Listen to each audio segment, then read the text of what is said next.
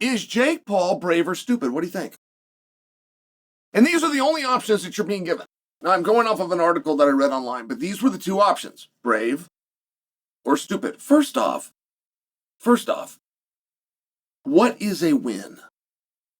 And we do all need to acknowledge as a community that there's wins outside of the norm, at least in this match. There was a grappling.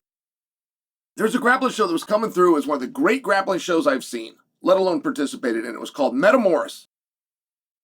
And Metamoris just spent a lot of money on budget, on athletes, on promotion, making this look great, bringing people in, filling up the stands. They had a live band there. I mean, it was something very special. But when a guy like me gets called, who's never done a competitive grappling match, and only has a purple belt in jiu-jitsu, it becomes very clear to my audience that a win or victory is something else. It's something different than what the opponents got to do to me or what every other person on the card that night has got to do to their opponents. For example, make it the distance. That's a win.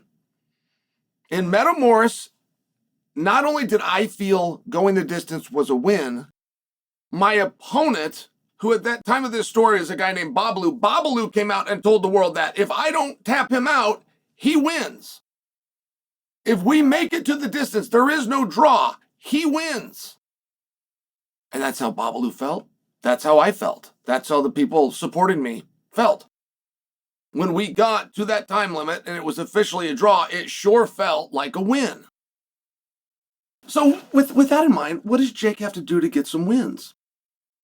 To beat Francis, and I can't remember exactly what Francis did with Joshua. I'd have to go look that up. I just know however many rounds there were, or however many minutes went by, is how many times Francis had been dropped to the canvas.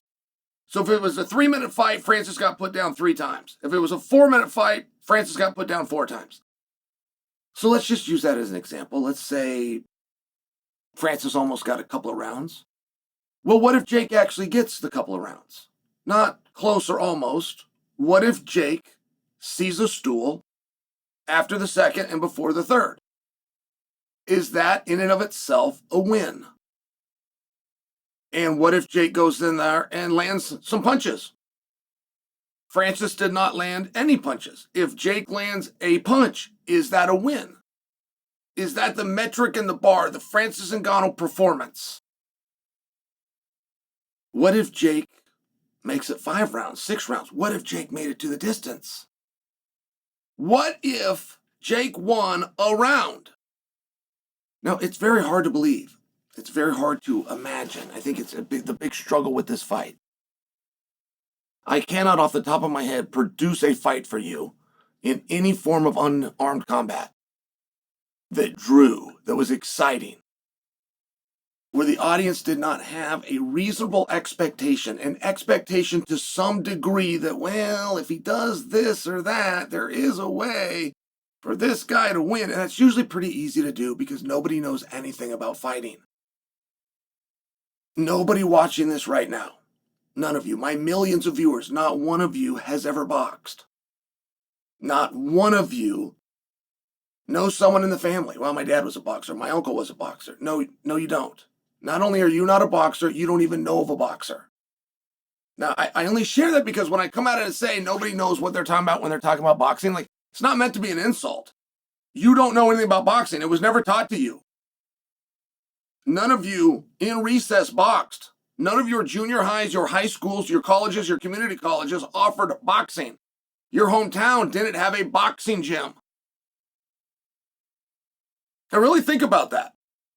Because as much as you love the sport and as much as you think that you understand it, not only do you not understand it, you can't even have a conversation with other people who do because they don't understand it. So what is a win? I think that time counts. I think that time is a very big deal. You're in that little bitty ring, and I know a guy can run backwards, but running backwards is not illegal in boxing. It is in wrestling. It is under the CGI rules, of which I just recently dominated. You've got to be Standing your ground or going forward. You cannot retreat. But in boxing, that isn't true. Floyd Mayweather has won fights running backwards the entire time. Sugar Ray Robinson ran 5 miles every morning, and he ran them backwards. He ran them backwards because he knew in the fight he was backing up. They were going to come to him. That's how he was going to touch him. So it's not illegal if Paul wanted to run, if Paul just wanted to eat up some time. That would be known as a moral victory. But what are those victories? Right? The harder Jake goes, the faster this fight goes. The hardest guy in the world, I'll come from a wrestling standpoint, the hardest guy to wrestle, and you'll only see him in a wrestling practice, is the guy that doesn't know how to wrestle. When I reach here, the common reaction is to come up and meet me so that I can swing to the other side. If the other guy doesn't know how to wrestle, and therefore he does not give me that reaction, the chain of events gets stopped right on step one. The hardest guy to wrestle is the guy that doesn't know how to wrestle. Now, he's going to have no chance of beating you. I'm just sharing. It's hard. It's going to be something else. I'm going to have to use strength. I'm going to use force. Let me just get this guy's shoulders down, get him pinned, get him out of here. But we're not going to have a classic wrestling match. Well, in this situation, you're not going to have a classic boxing match because the skills and the discrepancy is so wide. So is Jake brave or stupid? Well, what are the rules?